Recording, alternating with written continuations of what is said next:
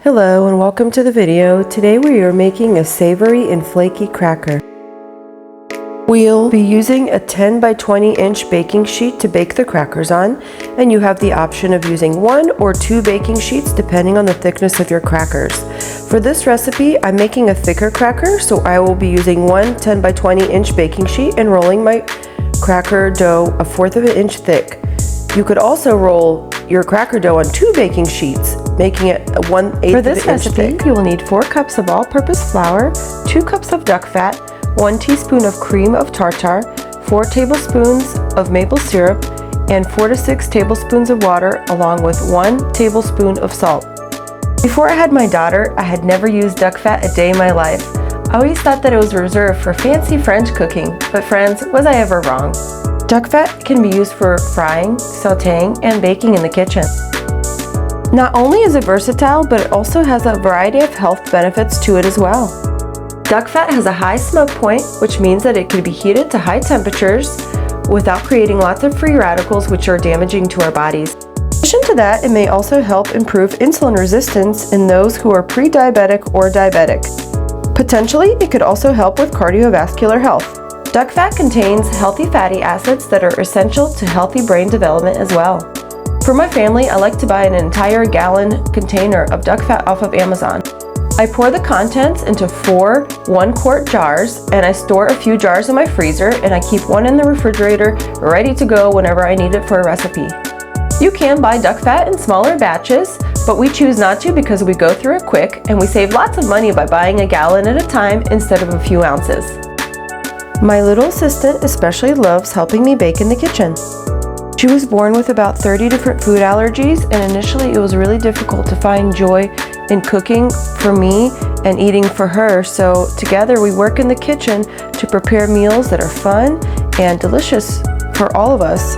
It took us a while to get to this point mentally, and our faith in God and our love for each other just keeps us going, and we know that we're going to get through this and it's going to be okay, and one day she will be healed, maybe just not on our timeline. Here my daughter is taking the cream of tartar and she's dumping it into a bowl. This is one of the key ingredients of this recipe that gives it a little bit of a depth of flavor.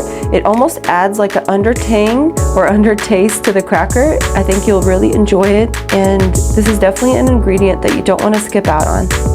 The water in this recipe is used to activate the gluten. The more water you use, the stickier the dough will be. Of course, it will also be less manageable, so bear that in mind. I ended up only using about 4 tablespoons of water in this recipe. I chill my duck fat in the refrigerator until it's ready for use. That way, it's not going to be too watery, as it will become liquid at room temperature.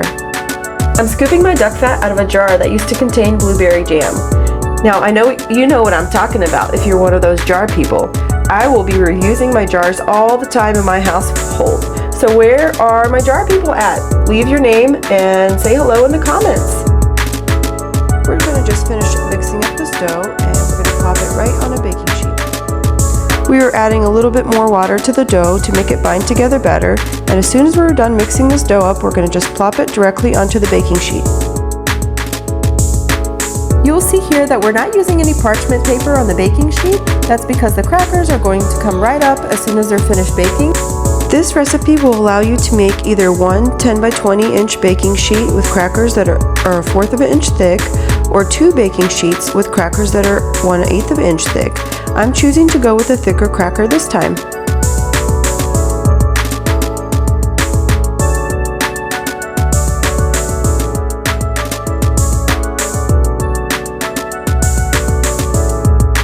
When we're done rolling out the dough onto the baking sheet, we're going to take some salt and we're going to spread it evenly on top of the baking sheet.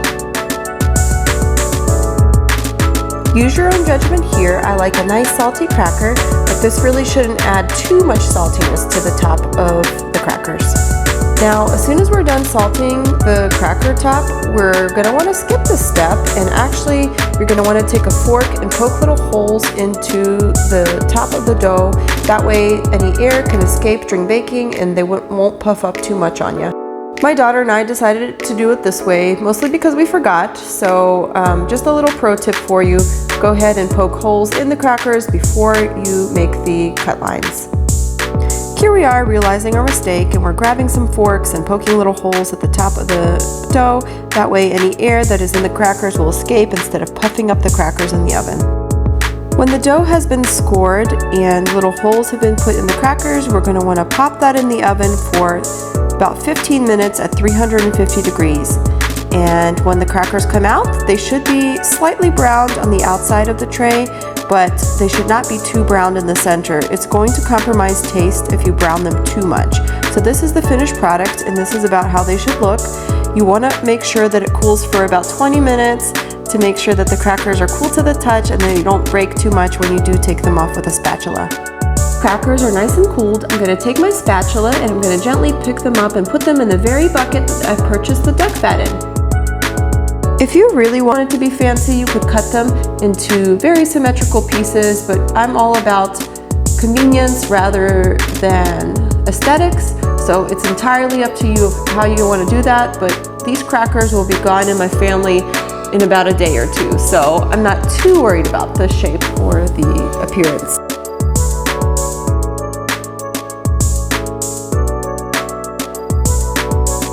This 1 gallon bucket holds 2 batches of this recipe rolled to a 1/4 of an inch thick. I absolutely love these buckets. I even made a chicken feeder out of one of them.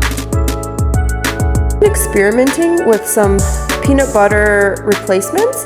My daughter is allergic to most nuts, but she can have pistachios, and I've been experimenting with making a pistachio butter. Let me know if you would like to see that on my channel. The recipe for the crackers is below, and please don't forget to comment, like, and subscribe to the channel. I will see you here next time. Happy baking!